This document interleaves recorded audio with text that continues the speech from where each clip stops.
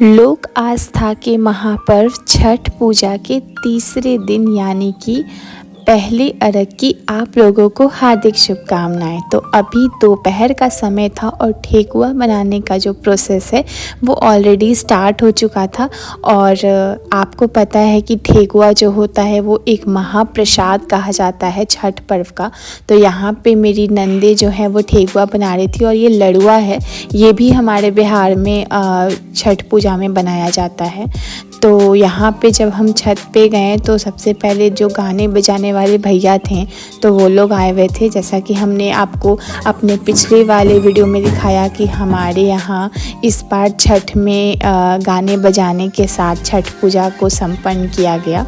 तो भैया लोग गाना बजाना अपना बजा रहे थे।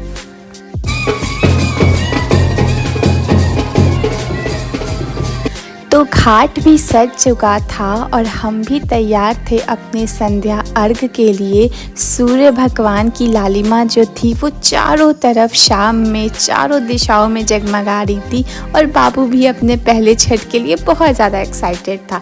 तो यहाँ हमारी सबसे छोटी ननद जो है वो मम्मी को आलता लगा रही थी। जी हाँ, हमारे बिहार में आलता किसी भी तीज त्यौहार या किसी भी पावन अवसर पे पूजा पाठ पे बहुत ज़्यादा ज़रूरी है, क्योंकि बिना आलते के कोई भी कार्य जो है वो संपन्न नहीं हो सकता है।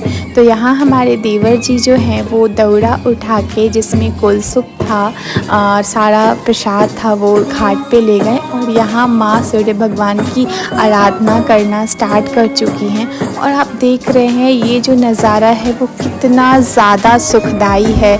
ऐसा लग रहा था जैसे मानो भगवान सूर्य खुद प्रकट हुए हैं। पता है आप लोगों को, बिहार एकमात्र ऐसा राज्य है और छठ महापर्व एकमात्र ऐसा महापर्व है जहां उगते सूर्य के साथ साथ डूबते सूर्य की भी आराधना की जाती है। इस व्रत में हुए सारे पावन चीज़ों की आराधना की जाती है। भगवान सूर्य की, छठी मैया की, सबकी आराधना की जाती है। और यहाँ पे हमारी जो ननद हैं वो मम्मी को सिंदूर लगा रही थी, क्योंकि अब अर्घ देने का समय हो गया है, क्योंकि भगवान जी अब अस्त होने वाले हैं। तो यहाँ अर्पण और सिंदूर लगा के जो तैयारियां हैं सूप देने की वो हो रही थी। और मांग में भी सिंदूर, नाक से सिंदूर किया जाता है मांग में। तो यहाँ आप देख रहे हैं, बाकी धीरे धीरे बाकी सारा प्रोसेस आप इस वीडियो में देखेंगे। मुझे तो ये चीज़ लगता है कि मेरे वीडियो के थ्रू दूर देश बैठे लोग जिन्हें छठ के बारे में उतनी नहीं नॉलेज है या नहीं पता कि ये महापर्व कैसे मनाया जाता है, वो देख सकते हैं किस तरीके से बहुत ही पावन और शुद्ध तरीके से हम बिहारवासी इस महापर्व में भगवान सूर्य और छठी मैया और समस्त देवी देवताओं की आराधना करते हैं। तो माँ बस वही आराधना कर रही हैं और हम बहुत खुशनसीब हैं कि हमारी माएँ हमारे लिए ये कठिन व्रत रखती हैं। 4 दिनों का यह महापर्व हर तरीके से कठिन है, लेकिन कहते हैं ना कि छठी मैया ही बल देती हैं कि वो ये व्रत करें और हम लोगों के लिए दुआएं मांगे। तो यहाँ पे अर्घ जो है वो देना शुरू हो गया है। सबसे पहले हमारे देवर जी अर्घ दे रहे हैं और साथ ही साथ घर के बाकी लोग भी धीरे धीरे सूर्य भगवान को अर्घ दे रहे हैं। तो जो गोईठा होता है, गाय के गोबर से बने जो उपले होते हैं वो बहुत पवित्र माने जाते हैं। तो गोईठे पे ही सूर्य भगवान को अर्घ देने के बाद होमाद किया जाता है। और यहाँ पे लगभग सारा जो प्रोसेस है, पूजा पाठ है, वो ख़त्म हो चुका है। बस अब होमाद की बारी है। और जो होमाद होता है वो कहीं ना कहीं ये माना जाता है कि वो उस पूजा का अंत हो रहा है और उसके बाद अगले दिन का इंतज़ार करते हैं, जिसे हम उषा अर्घ कहते हैं, जो सुबह भोर में दिया जाता है। इस उषा अर्घ में उगते सूर्य की उपासना की जाती है। उगते सूर्य भगवान को हम लोग अर्घ चढ़ाते हैं। तो यहाँ पर जो हमारी ननद है वो उस गोईठे को आग के साथ, कपूर के साथ सुलगा रही हैं ताकि मम्मी उस पर होमाद कर पाए। और यहाँ पे आप देख रहे हैं कि दिए जलाकर भगवान को नमस्कार करने के बाद, अर्घ देने के बाद फाइनली हुमाद किया जा रहा है। और हुमाद करने के साथ साथ अपने परिवार के जनों के लिए, अपने सभी भाई मित्रों के लिए, सबके लिए छठी मैया से आशीर्वाद लिया जाता है कि छठी मैया हमें इतनी ताकत दें, इतना हमें सबल रखें कि हर साल हम ये कारज को करें और हर साल हम इसी तरह छठ पूजा उठाएं और इसी तरह सुख शांति के साथ इस महापर्व को संपन्न करें।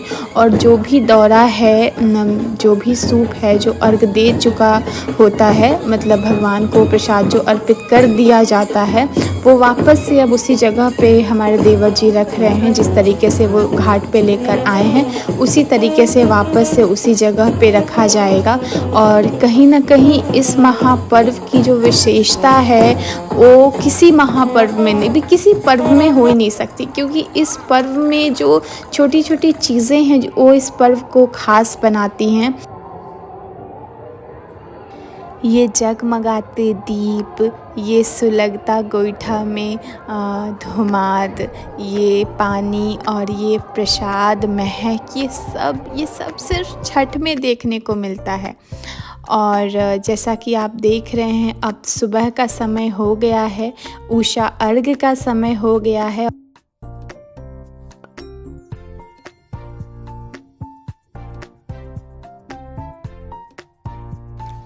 तो संध्या अर्घ के साथ साथ उषा अर्घ में भी सूर्य भगवान की उपासना की जाती है, अर्घ दिया जाता है। जिस तरीके से आप देख रहे हैं हम सब मम्मी को वापस से सिंदूर लगा के वापस से वही सारी चीज़ें दोहरा रहे हैं। तो उसी तरीके से सारे घर के लोग आके जल चढ़ाते हैं, सूर्य भगवान को नमस्कार करते हैं।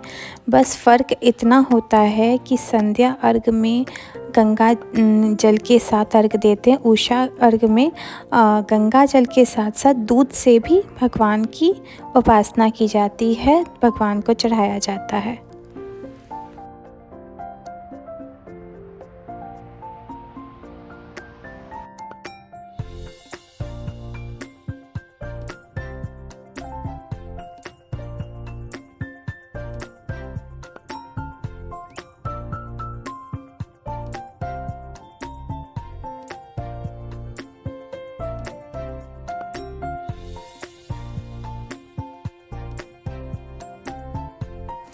तो यहाँ मैं मम्मी को नाक से नारंगी सिंदूर लगा रही हूँ। नारंगी सिंदूर जो है वो सूर्य से ही निकला है, क्योंकि जो उगते हुए सूर्य का रंग होता है सूर्य भगवान का, वो नारंगी रंग का होता है। और उसी तरीके से ये सिंदूर का रंग भी नारंगी रंग का होता है और ये बहुत ही खूबसूरत लगता है दोस्तों। तो आप देख सकते हो, बस मैं मम्मी को सिंदूर लगाऊंगी और फिर अर्घ देने का जो सारा प्रोसेस है वो शुरू होगा।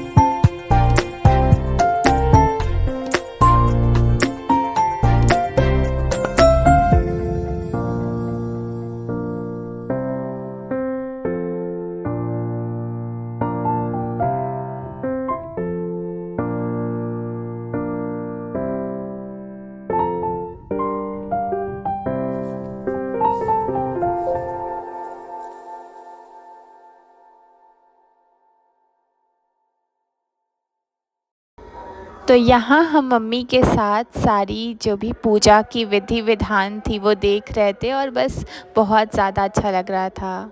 और उम्मीद है आपको भी हमारा वीडियो उतना ही अच्छा लगेगा।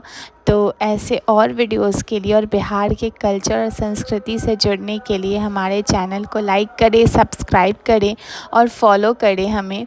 और इंतज़ार करें हम और भी और अच्छे अच्छे वीडियोस और भी अच्छी अच्छी चीज़ें आपके लिए लाते रहेंगे हमेशा, जैसा हम हमेशा करते हैं। तो thank you so much for watching my video and thank you so much for your love, support and gesture. Thank you. मिलते हैं अगले वीडियो में। Stay tune for that. Bye. सारा अर्घ देने के बाद भगवान की पूजा किया जाता है। एक छोटा सा पूजा होता है, उसके बाद होमात करते हैं। घर के सारे लोग जो रहते हैं वो भूखे प्यासे रहते हैं, वो लोग भी होमात करते हैं।